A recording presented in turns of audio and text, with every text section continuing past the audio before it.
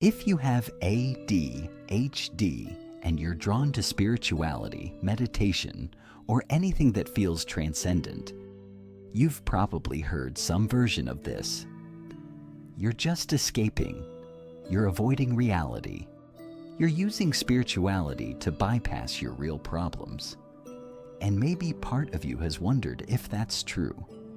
Maybe you've felt guilty for wanting something beyond the everyday grind. But what if the ADHD brain's pull toward transcendence isn't escapism? What if it's recognition? What if your brain is wired to notice something most people miss? And spirituality is simply the language that makes sense of what you're already experiencing. There's a difference between spiritual bypassing and spiritual recognition. Bypassing is using spiritual ideas to avoid dealing with real life, pretending everything is fine when it's not, using "it's all one" to dodge accountability, or meditating instead of addressing actual problems. That's real, and it happens. But that's not what we're talking about here. Recognition is when your direct experience of reality doesn't fit the material explanation you've been given. And spiritual practice gives you a framework that actually matches what you're noticing. For ADHD brains, this happens more often than people realize. ADHD brains process the world differently. You notice things neurotypical brains filter out. You feel emotional intensity that others don't. You experience time as nonlinear. You have moments where the boundary between you and not you feels thinner than it should. That's not a metaphor. That's lived experience. And when you hear spiritual teachings talk about interconnection, impermanence, the illusion of the separate self, or the collapse of time in the present moment, you're not learning something new. You're hearing someone describe what you already know.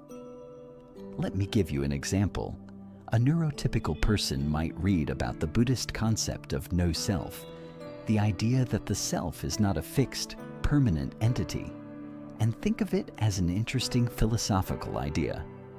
An ADHD person reads the same teaching and thinks, yes, that's exactly what it feels like. My sense of self shifts constantly. One moment I'm confident, the next I'm in doubt. My identity feels fluid, not fixed. I don't experience myself as one continuous story. The teaching isn't introducing a new concept. It's naming an experience that's already there. This is why ADHD brains are drawn to transcendence, not because you're avoiding life, but because transcendence is closer to how you already experience life. The neurotypical brain builds a stable, continuous sense of self and time. The ADHD brain experiences gaps, shifts, intensity, and porousness. Spiritual practice doesn't teach you to escape that.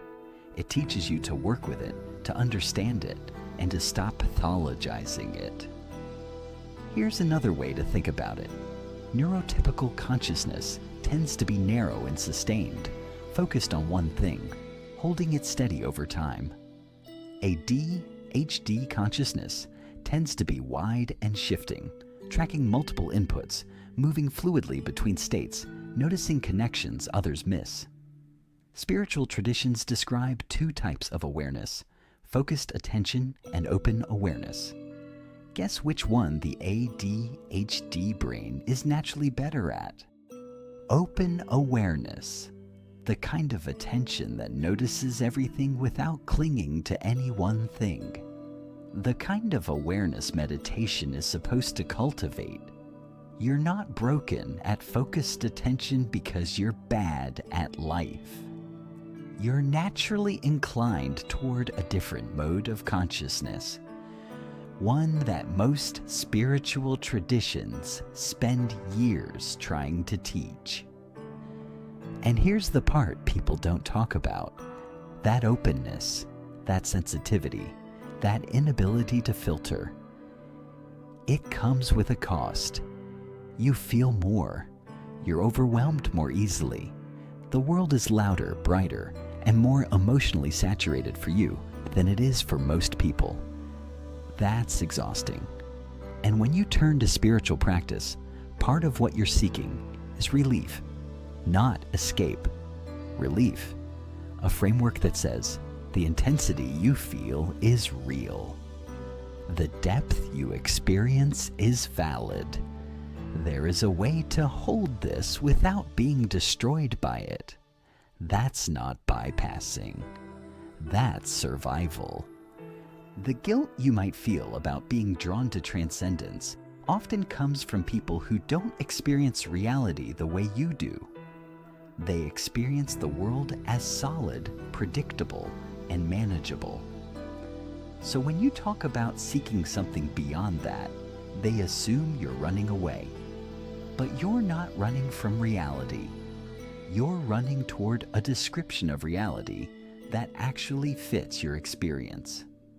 The ADHD brain doesn't need convincing that everything is impermanent, interconnected, and less solid than it appears. You live that every day. What you need is a practice that works with that, not against it. So no, you're not escaping. You're recognizing. You're finding the language, the practices, and the framework that makes sense of a way of experiencing the world that most people don't have access to. And that's not a flaw, that's a form of knowing. If you've ever felt guilty for being drawn to spirituality, meditation, or transcendence, let that go. Your ADHD brain isn't pulling you toward escapism. It's pulling you toward a more accurate description of what you've been experiencing all along. This week, notice one moment where your ADHD experience of reality, the fluidity, the openness, the intensity, matches something you've read in spiritual teaching. Just one. See if recognition feels different than learning. Next video, we're going deep into a specific practice, Tonglen, the Tibetan Buddhist practice of breathing in suffering and breathing out relief, and why it's one of the most ADHD compatible practices I've ever found. Subscribe if this resonates. And tell me below, have you ever been told you're escaping when you're actually seeking something that makes sense of your experience? Let me know. You're not alone.